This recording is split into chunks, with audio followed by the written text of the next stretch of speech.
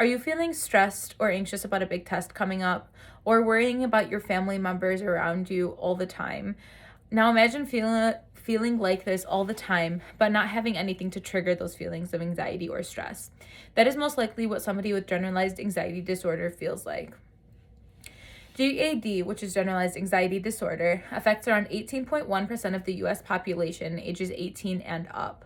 Although this seems like a low percentage, it is more than likely that you know somebody with GAD, whether it be yourself, a family member, or a friend. I am one of that 18.1% with GAD, so this topic hits close to home. So I hope that I am able to inform those who listen to this about the symptoms and treatment of generalized anxiety disorder. So the first main point that I want to talk about are the symptoms of GAD.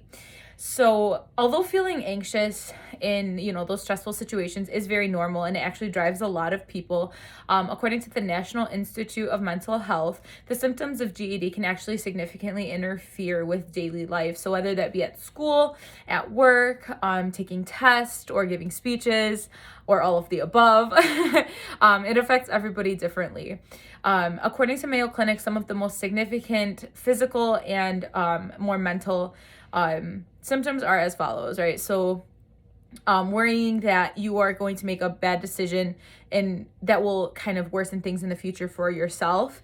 Not being able to set those negative feelings aside and move forward, overthinking everything, difficulty concentrating because you're too busy worrying about a certain thing. So those are more of the mental, emotional ones. Let's talk about physical ones. So this could be trouble sleeping, shivers, body aches, headaches, nausea, diarrhea, and IBS is also a very common one. So there are many different ways that anxiety affects different people. So for children and teens, it's more so having trouble fitting in, seeking approval, kind of more of the reassurance from teachers, their peers, parents, stuff like that. So moving forward, let's talk about the main treatments of generalized anxiety disorder. So there's two main ones. There's psychotherapy and there's medication. Let us first talk about medication. So according to WebMD, there are two main ones. There are antidepressants and there are benzos. These two things, they work differently to kind of help your brain to do different things, right? So antidepressants affect the neurotransmitters in your brain, while the benzos are actually sedatives that kind of target the feelings of anxiety straight on and are able to help you relax. The second treatment that is very commonly used in addition to medication is psychotherapy. So there's different kinds of therapies, one of the most common ones being CBT, which is cognitive behavioral therapy.